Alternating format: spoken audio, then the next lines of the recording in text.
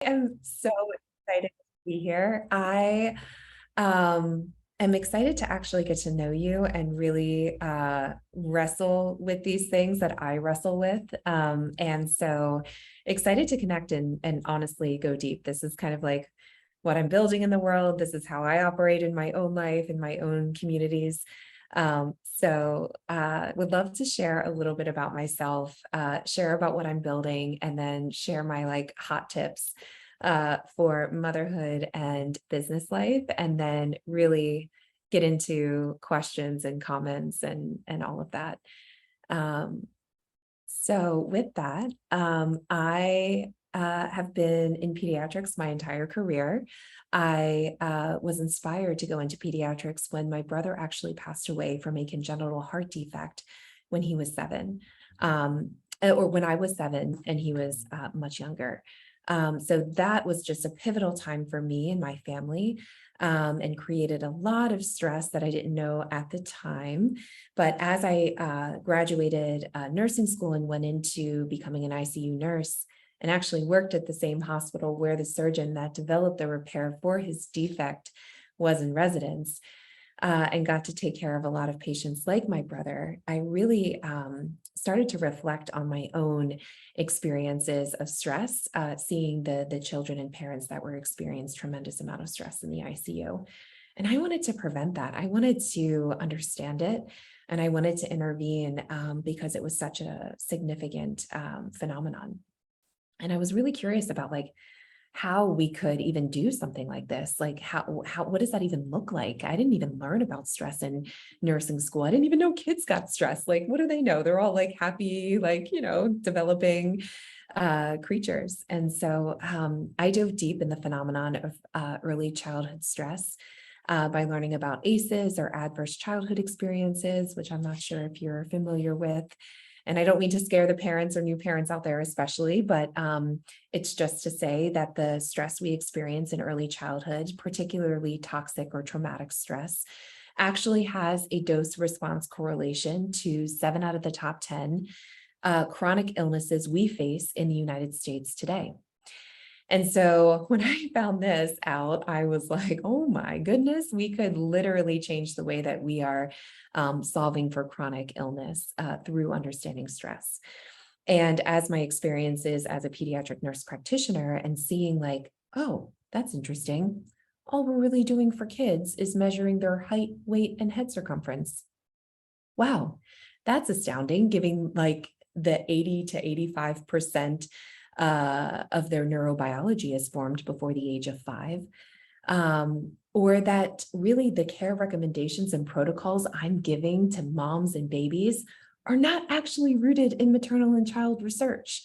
They're like rooted in like old white men doing research and like doing research on each other because like women and children are a protected class and like da da da da da. And so you like half the dose for this, and like, breastfeeding recommendations are like a black box to that, contraindication here. It's just so frustrating. And so I left becoming a PNP to really study early childhood stress research. I did that at UCSF. I got a PhD in it, and I left it, academia and research, to actually pursue putting stress clinical findings out into the clinical setting.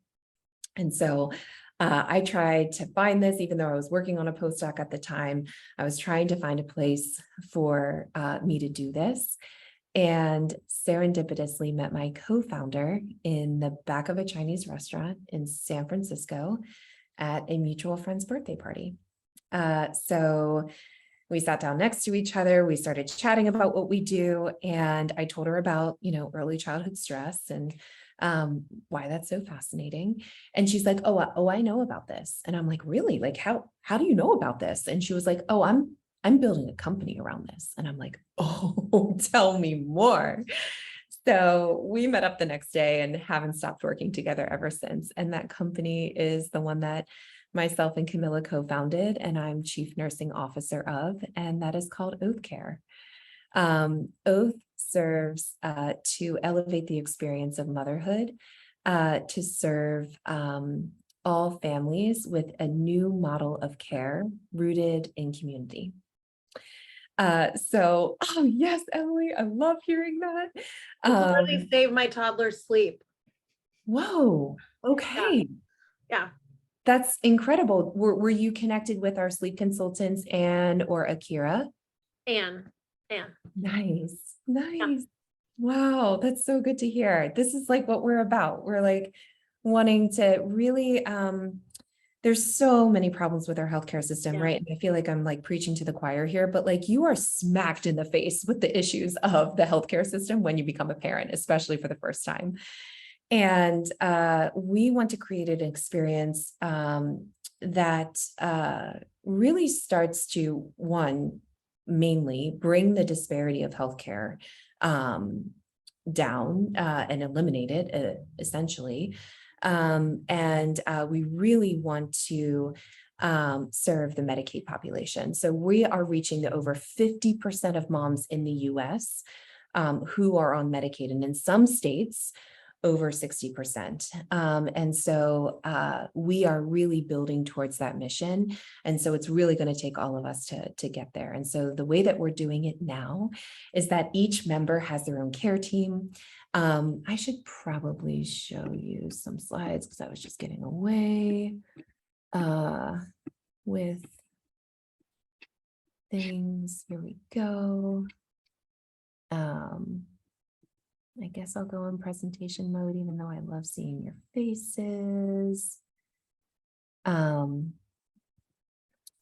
So this is what we look like. So this is if you would like go to the Apple App Store or the Google Play Store, you would see these sort of screens. But you would get a care team, and your care team consists of 3 folks all in one care chat. They're your mental health therapist, your stage-based specialist, and your parent guide. And your stage-based specialist is either a fertility navigator, if you're in the fertility space. If you're in the pregnancy space, you get a doula. And if you're in the pediatric space, you get a pediatrician or a pediatric nurse. And you can ask any and all question in this chat 7 days a week. We'll get back to you, hopefully less than 24 hours. And you get this really awesome holistic sort of care experience, right? Where you're like, stage-based specialist is really addressing the like physical issue around your question. Your mental health therapist is really addressing the mental and emotional and possibly spiritual aspects of it. And then your parent guide is giving you that anecdotal, tried and true wisdom, kind of been there, done that, and also holding space for feelings and whatnot. I think they also bring in ancillary care specialists. Folks that are already on it can tell me if this actually happens, but they're the ones that are like, "Ooh, you should talk to our like sleep consultant about this, or our lactation consultant about that." And so we have a bunch of other specialists that can be tagged in when the question is more specific to their specialty. So we have speech and language consultants, nutrition and exercise, pelvic floor therapy. So we're really excited to offer early childhood development, these specialists when the questions arise. Michelle, I want to add yeah. something too. So not only are you able to ask questions, but they will check in on you. Like if you forget or you're like so consumed by life, like I get notifications like, "Hey, Emma, I was just thinking about you today. Like, just want to see how you're doing." And I'm like, how did they know this is what I needed? Like, and so it's so helpful to have people like check in. Because everybody really leads like their life and everybody's so busy, but like Oath Care really like does their part in checking in. And so just want to give you that positive feedback too and let people know. Thank you. Yes. I feel like that's foundational to the way that we provide care. It's not just about having a transaction around an issue, but really supporting like leading up to that issue and then how it kind of like played out and resolved after, and just, yes, checking in and seeing how you are as a human. I love that. Thank you. Yeah. And especially like since my husband is gone, they constantly ask about, how is your husband home? Like, when does he come home? Like today we had a conversation about integration. Like, do you guys do something special? So they ask questions to kind of like help you process things that you may not even realize you need to process. And that was with the mental health professional that's in my care team. I don't know if you mentioned this too, but the app is free. Oh yeah. That's, I did not, but a really nice feature. We're free at least through the end of the year. And hopefully ongoing. We will always have a free version of the app. It'll be mostly centered around our community, which I'm going to announce. But it will always have the components that are most essential to what we believe parents most crave.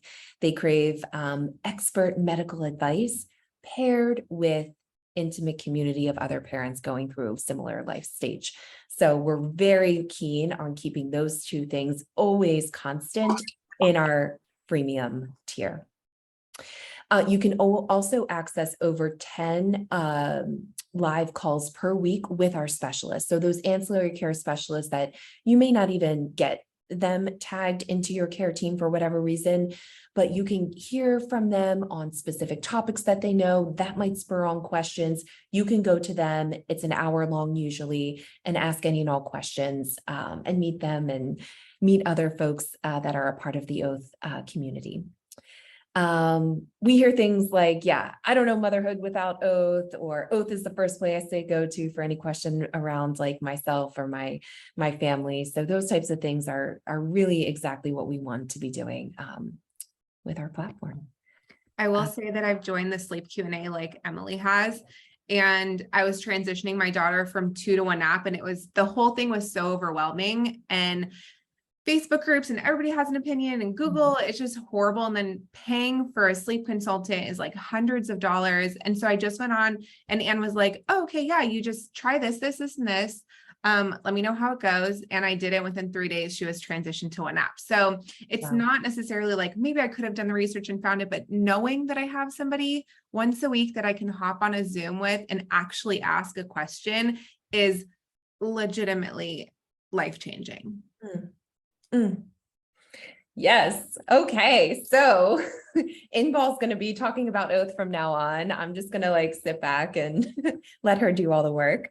But no, really what I want to chat about are the things that I really have clung to and learned throughout the years. I've been married. It'll be 15 years in April with my husband. And we have 2 kids. They're 7 and 9 now. And my husband has like 3 like definite jobs, and then like a bunch of other things that he does as well that may constitute as jobs. And so we are very busy like people. And so we have really done a lot of like reckoning with our time and our schedules and where we place our attention. And I would just love to share with you what I've learned along the way, and just humbly sharing with you that like this is totally still in process. There is no like arrived, there is no perfected, and I am just really wanting to share with you so that I can also learn from you and grow with you. Yeah, here we go. So my kind of top 10 things that I do to help me juggle mom and business life. The first thing I like to mention is do tasks that bring you joy. There's the way that we operate and do our day-to-day. Trey really finds like rest and peace in doing like monotonous chores that like don't require thinking or planning, because he does a lot of that during the day. I love to like strategize and plan and like create. And that brings me joy. And I just, it feels effortless for me. And so what ends up happening is like, I plan the trips, the date nights, the school events. I get all of those things prepared. And he does the laundry, the cooking, the occasional cooking, the cleaning, And it is phenomenal. Like we do have a housekeeper, but he does like the dishes, he does like the dishwasher and like cleans up the house for the night. And so yeah, this is obviously not traditional, but it really is the thing. Like it winds him down at night. He loves the monotony of it. And I love that he loves that, because I do not. And so yeah, just consider things that really bring you joy, feel effortless. Maybe you do these in your jobs. And so it just is kind of like an easy transition, or maybe you do them too much in your job and you're like, need to pump the brakes there. Let me go ahead and do this here. And I don't know if I need to say this, but if you have the resources, please hire it out. Like, please do yourself and your family a favor and just get the meal plan or get the housekeeping service. We got the housekeeping service that comes once every 2 weeks for us, which is a good cadence. And man, does that just spark joy for all of us that get to receive and live in that freshly made bed or cleaned toilet. This is this play. All right, sweet. So when one is having a busy season, the other pumps the brakes. So when it works, it's literally divine intervention. I like to say this because what I remember most is Trey was wanting to start a company when we had a 1 and 3-year-old, and I was an accelerated PhD program. And I was like, no. And actually I lied. So he wanted to start the company when Solomon was just born, and I was about to apply for the program, and I got in, but I deferred the year because he started Anderl at that time. And so it's just, I deferred the acceptance because I wanted him to be able to pursue this. And I had trust that, hey, like I got into the program once, hopefully I'll get into it again. But it was a really like critical moment in our lives. And I can see the fruits of that decision play out. And so, even though like I didn't, get into the PhD program back on the East Coast when I applied, and like this has been everything that I was working towards, and I was really excited to start, and it was like such an awesome program. And then all of a sudden, like, Trey's like, yeah, so this opportunity came up, and I'm like, oh gosh, okay. So it was hard, but it was totally worth it. So yeah, just checking in on like how that kind of plays out in your life would be amazing.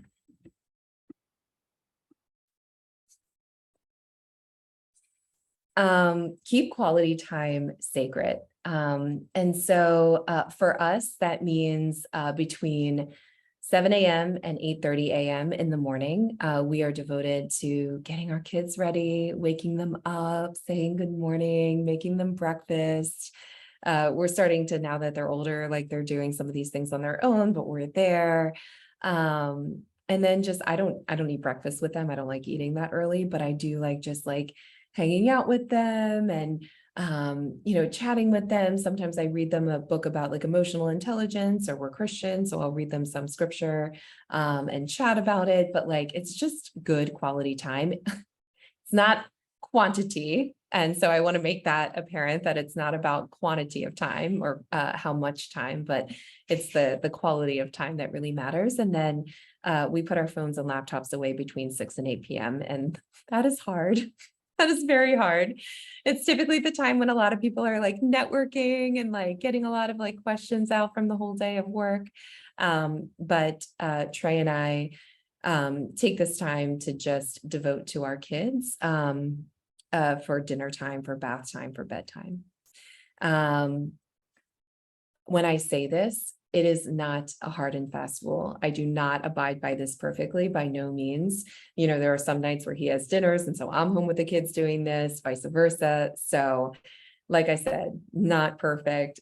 a work in progress, but it's a rhythm, but it's a rule that we can come back to day after day. We are renewed in this pattern.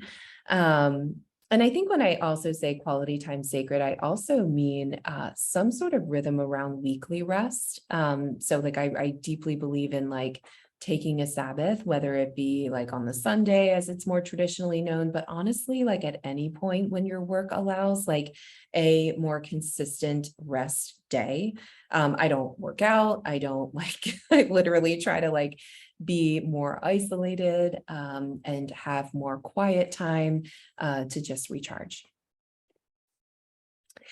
Oh man, I love this so much, saying no 95% of the time, because I inherently am a people pleaser. Like I want to say yes, like my default is yes.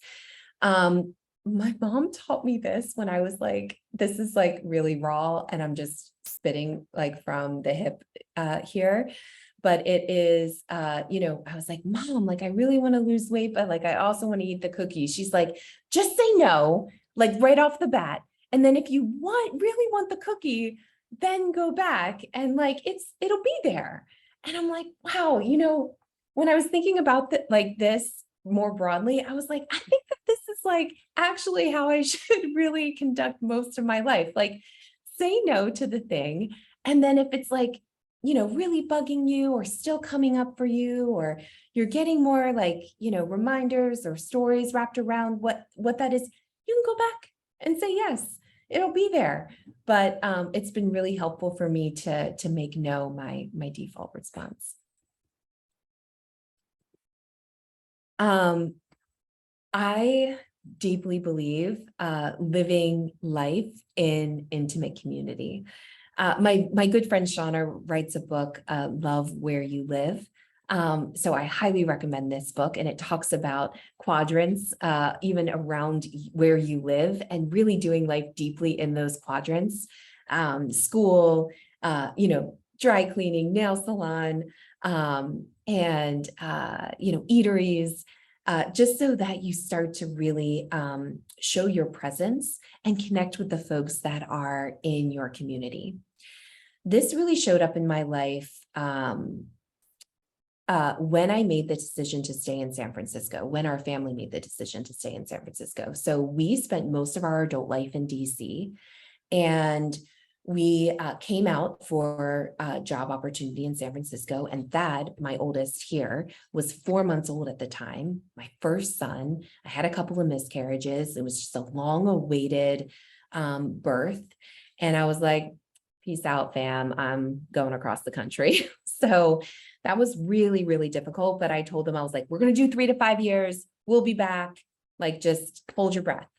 And turns out that didn't happen because we did life deeply with folks here in San Francisco. We didn't like not hang things on the wall or like not go to that event because we didn't want to connect.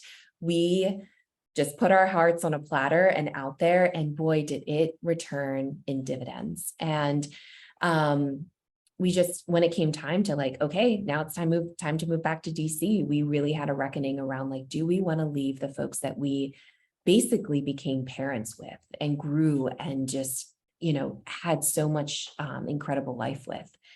I don't know if this can work out for you in this way, but like our church community is small, our school community is small, and our work community is small. We don't work for large organizations. We like really love doing small, our kids don't go to big schools. Our church isn't like a mega church. Like we intentionally seek out these small communities so that we can be known, so that people can know us and we can know them.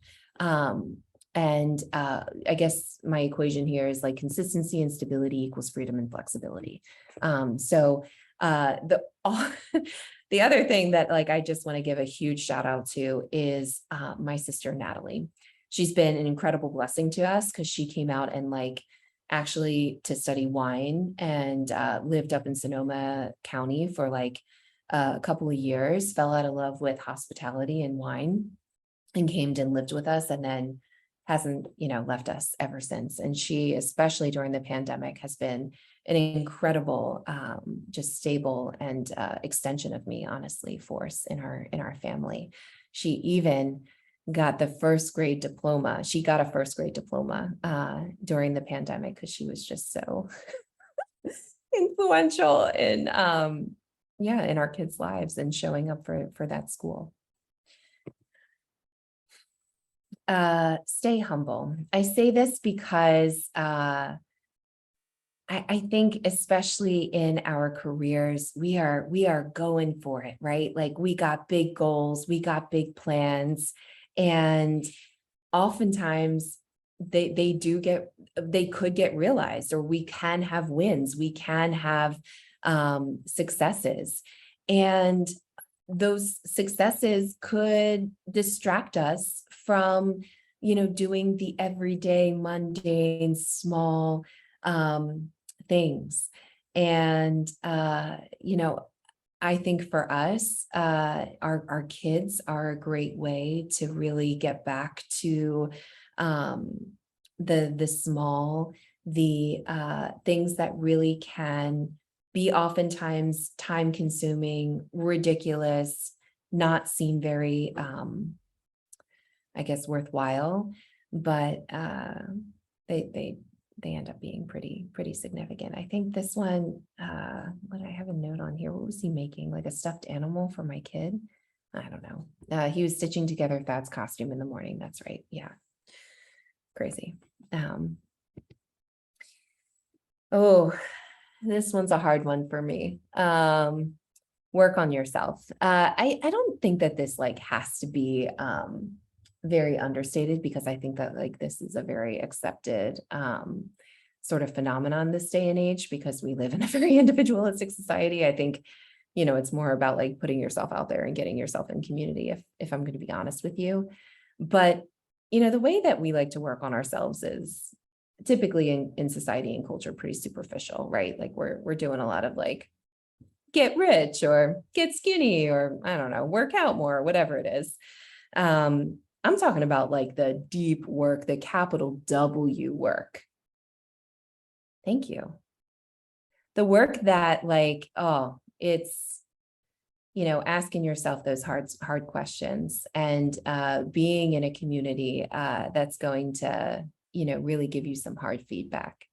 And so, yeah, that's what we're up to here. I'm in a conscious leadership forum. We get really raw and real. They ask me all sorts of questions that I've never contemplated before.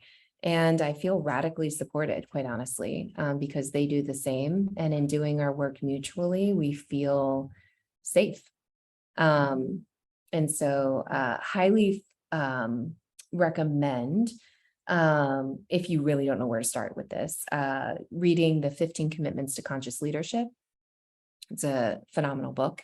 And also just kind of seeing where in your life, maybe related to trauma, related to big life events, that maybe you want to explore more deeply. I also think on the business side of things, if you're like, I want to start something, I don't know what to start, I don't know where my passions are, I don't know what I'm really good at. A book called Designing Your Life has changed my life in this way, to really find, my passions. It actually forced me to start a like fake company that I started the company Sunday Gravy. Basically, it's a Italian home cooked meal that gets served to you on Sunday for you and your family. I make you meatballs, homemade pasta, and eggplant parmesan. They're like my favorite, like my go-tos. So yeah, I mean, you just never know what could come of that sort of thing. And so recommend that book. Okay, we're almost there. Find your genius.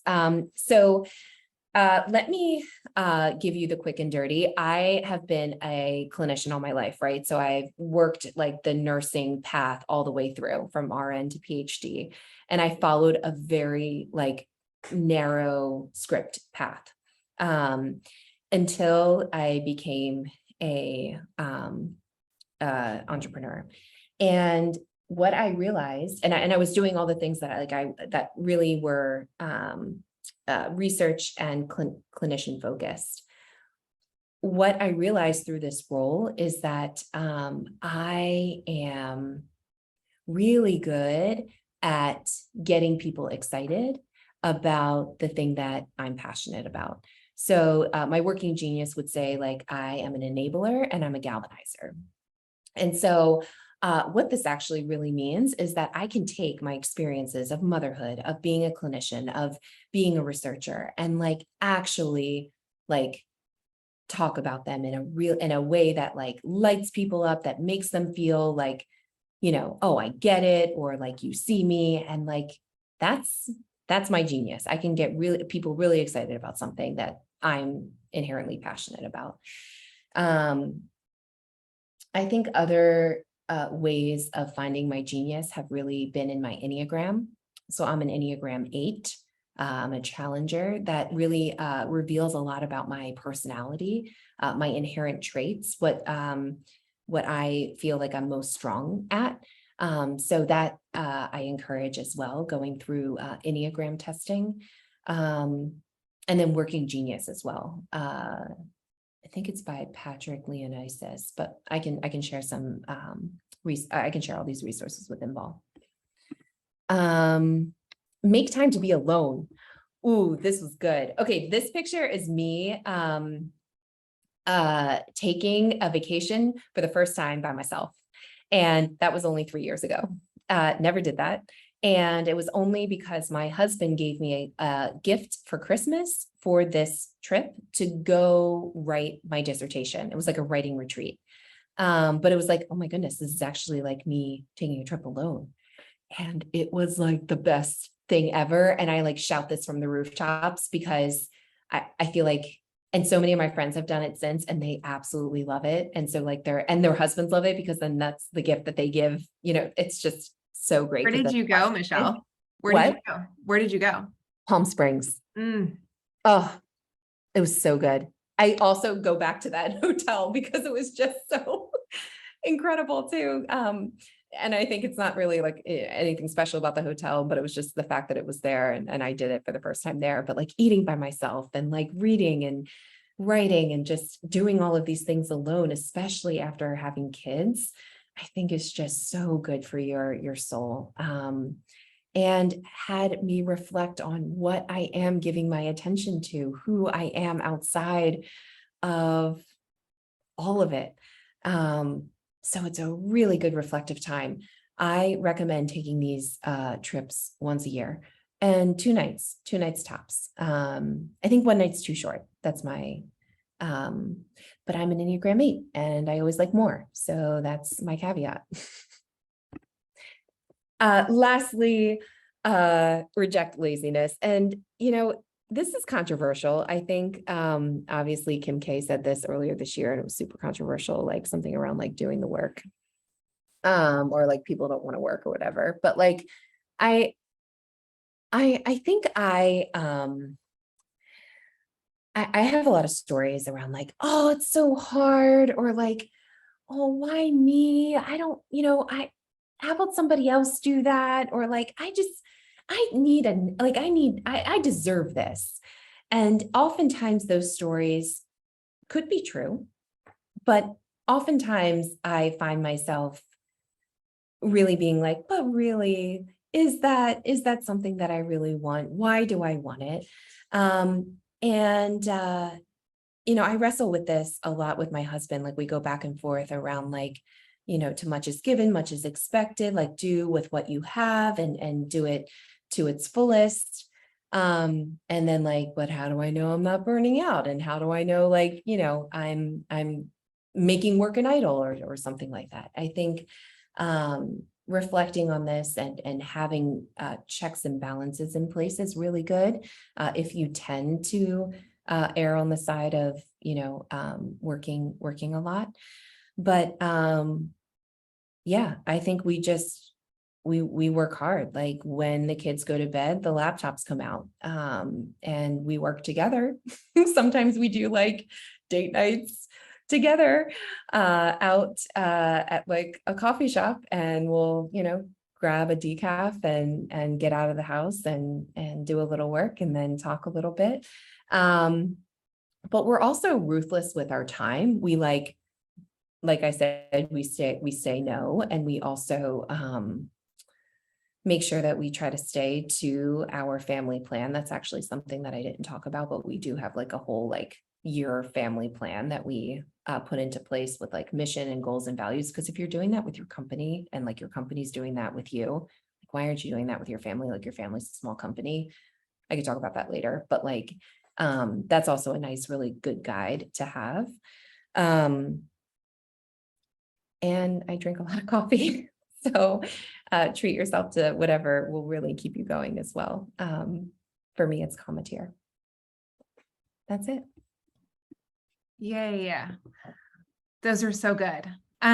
We have about 20 minutes left. I told Michelle I have a hard stop at 2. So I want to open the floor. Any takeaways, any questions, like thoughts, feedback? I took like a 3-day trip to an entrepreneur workshop weekend. Lindsay actually came with me, and it was incredible. And I was like, wow, this is amazing to just know, first of all, that you have a spouse that's supportive, right? Who wants you to do that, is amazing. But actually going and experiencing something and growing, although I'm going to take you up on that weekend alone. I may do that, but this was a very close second. And it was great to just reconnect with myself and women and what I'm doing. And then you come back and you're just like so refreshed. So that was my big takeaway. I love that. I love everything you said. But that was my biggest one. So anybody else want to unmute and just chime in? I would love to have just conversation around this. I'll go ahead and talk. After I had my son, I was lucky enough that when he was about a year old was when I realized that I lost myself as a person, and just so happened to also sign up for a nursing mentorship at that time too. So I was kind of lost in my nursing career as well. And it was such a deep dive into me personally. And I set big boundaries. My husband took my son for those, 2 to 3 hours every Tuesday. Let me be fully immersed in this program. And let me tell you, just like you were saying about doing the work on yourself, it was such a good deep dive that I walked out of there knowing like I'm not just, a mom and a wife and a nurse. I'm still me at the end of the day, and I can't give back to my family if I don't pour into myself. And so that was a huge, huge lesson for me. Thank you, Brittany, for sharing. I'm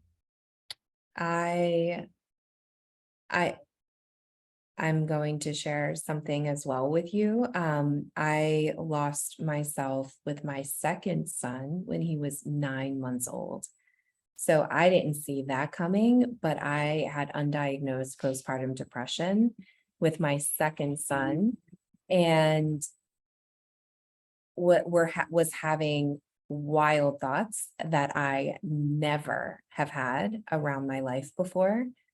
And that's when I knew I needed help. So I'm so glad you did that. And I'm so glad that you found help with that, because it's really scary. And it's just the way our chemistry and biology work around after having kids. Like it's nothing, to our own fault. It's the way that our bodies are. Yeah, I had postpartum anxiety myself, and that was a huge trigger for me too, and something that I really had to educate my husband about when I would have those moments, and just create that community support. So I'm a big advocate for postpartum counseling for depression and anxiety. That's my passion project. Oh, I love that. Awesome. Thank you for sharing that, Brittany. I have a question. So this is just based off the conversation that me and you had like a couple weeks ago, but you said quality over quantity, right? And I think a lot of people, I'm going to speak from personal experience. So there's noise around from family members who are like, you need to spend more time with your child, like you have a baby, maybe you shouldn't work. And it's just these noises that come in and you're like, wait, like, am I a bad mom? Like, should I spend more time? Am I like really harming my child for not spending as much time with her? So I love that you say like quality over quantity, because I could be around her for 24 hours with my phone and it would mean nothing, as opposed to 2 hours without my phone and just loving on her and giving her all of me. And then 8 hours or 6 hours with somebody else who's loving on her constantly. And so I just would love for you to kind of like talk about that a little bit. Yes, my girl Brittany Williams just left, and I was about to give her a shout out around what she has said to me around you are not your thoughts. And that was powerful to me because I similarly get these thoughts that come over me. And I have believed these thoughts and have been consumed by these thoughts. And it was such a freeing experience to have her say, you are not your thoughts. These thoughts come into our bodies, into our minds, and we have a choice of how they play out.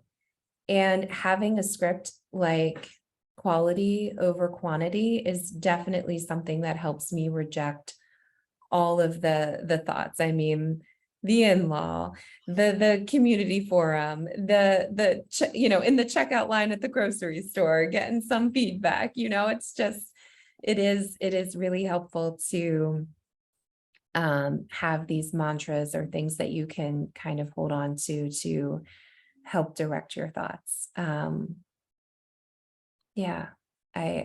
think I have similarly found myself not spending quality time. I spent the first 6 months of living in San Francisco at home with my son, and I was like, oh, I cannot be at home with my kid. Like, I am a worse person actually being home with my kid than not. And so, oh, thank you. I appreciate that, Brittany. Yeah, I just yeah, it's the way. Okay, wow, yes, okay. Great. Yeah, it just, that's how it played out for me. I'm really glad I got that experience to really know that truth. But yeah, it just allowed me to know that that's not for me. It's okay that it's for somebody else. And I'm a better parent because I get to work. Yes, I have those thoughts a lot. And then you kind of have to think back and say like, okay, this is why I'm choosing. I mean, I work from home, right? I'm like physically at home, but there's women who can be at home with their kids and I bow down to them, Yes. That's just not for me. And I think realizing that it's not for you makes you a good mom, a great mom, right? I Googled in all caps 2 days ago, what do I do if my toddler is getting on my last nerve? And the most incredible article came up. They're like, first of all, the fact that you are researching this makes you a good mom. Oh, right? Yes, And yes. the article is just like full of humor, but like great information. But it's just, sometimes you just need to do what you're good at. And then the benefits to your kids are just going to come naturally through that. Yeah. Yeah, there's some days I can't mom. I know. I have stories in Ball too. My kids are a little bit older, but during the pandemic, when I was working from home, some of my like team members were working with me. My kids started like wanting to be an entrepreneur. So they like were like, Mommy, I want to start a company too. And so like, I had them like journal their ideas and like draw pictures of what that would look like. And it was so cool because like I got to be able to connect with them, and they got to connect with me and see what I do. And so even working from home too can be a way to connect with your children and show up for your children in just a different way. Yeah, 100%. There were times where, business goes up and down. So sometimes you're needed more, kind of like what you were saying, like when your job requires more attention, your spouse kind of backs off a bit. And so I was working on the couch with my computer, and my husband had an old one. And so we gave it to my daughter. And so my daughter and got her computer, sat next to me and like worked with me. And I'm like, she has a CEO personality. So like, I know she's going to do something with that, but I know that working and showing her like, this is my business. Even she helps me make candles too. So it's like implementing that is also very important. So I love that you shared that too. Yeah. Brittany, I'd love to hear more about what you said here in the chat. As far as like his time, my time without him. I think it was we have two Brittany's here. Oh. I think I was wanting the clarification from Brittany Castellanos. Oh, Bethany. Oh, Bethany, I'm sorry. Hi, yeah, it's Bethany. Sorry, Bethany. Yeah, I want my kids to be home and I want to be around them. I just don't want to be the only one who's doing everything. Yes. And What does that look like for you? It looks like a mess right now. It's stressful. So that's why I'm here today looking for some help. I nannied for a mom who worked from home back before it was what everybody did, feels like. And I was her nanny. I came to her house and she worked when she wanted to. And sometimes she would go shopping when I was there. And sometimes she would go running when I was there. A lot of the times, she worked when I was there. And if it was the slow season for her, she would literally, all four of us would go do something fun. And I was just like, that's what I want. I want to have someone who can sort of help out with chores around the house, who can help out with like the mundane kid stuff. But I can still be highly involved in their lives. So. Mm-hmm. Yeah, a mother's helper. Bethany, you have a business with your husband, if I'm not mistaken? Yeah, I do. Okay. So does your husband work from home with you as well? Yeah, we're home all day. What's the balance between the two of you? He has a chronic illness actually. So okay.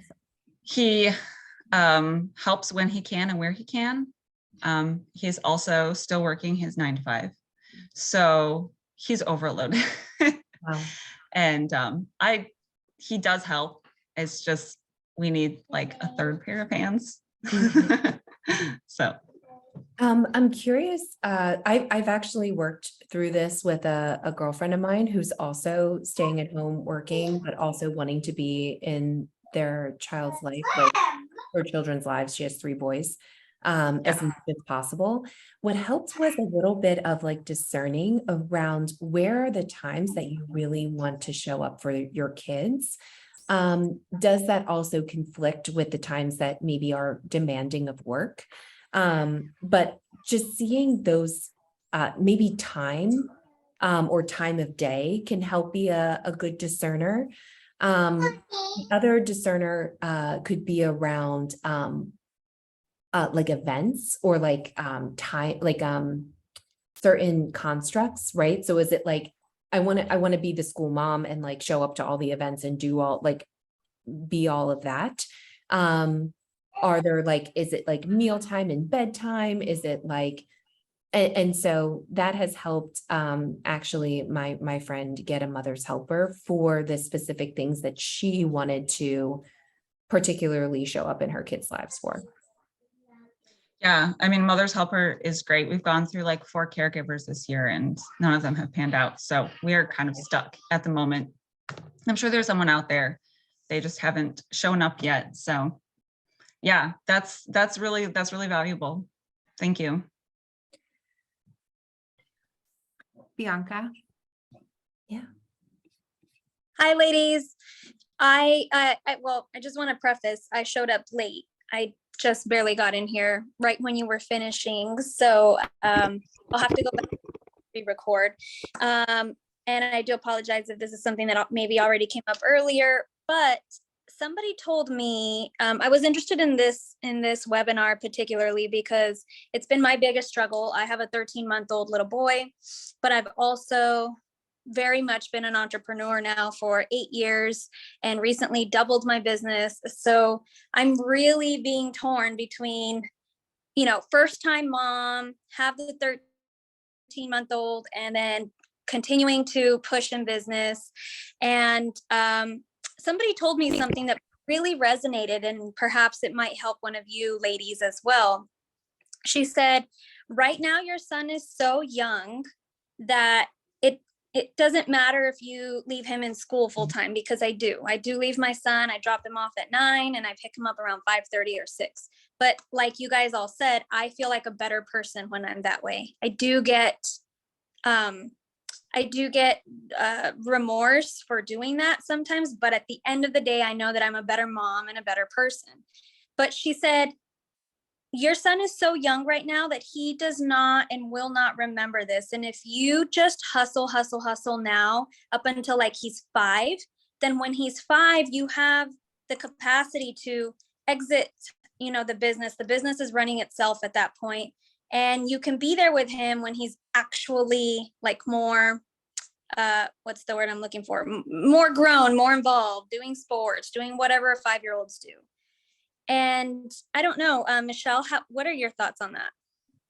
Yes, I actually have implemented a similar strategy because of their awareness. Like Trey and I would get away for a weekend every season when they were small, like less than 5, because that was something that we could do. And like it really filled us up. And like having that time away from those toddlers it was incredible.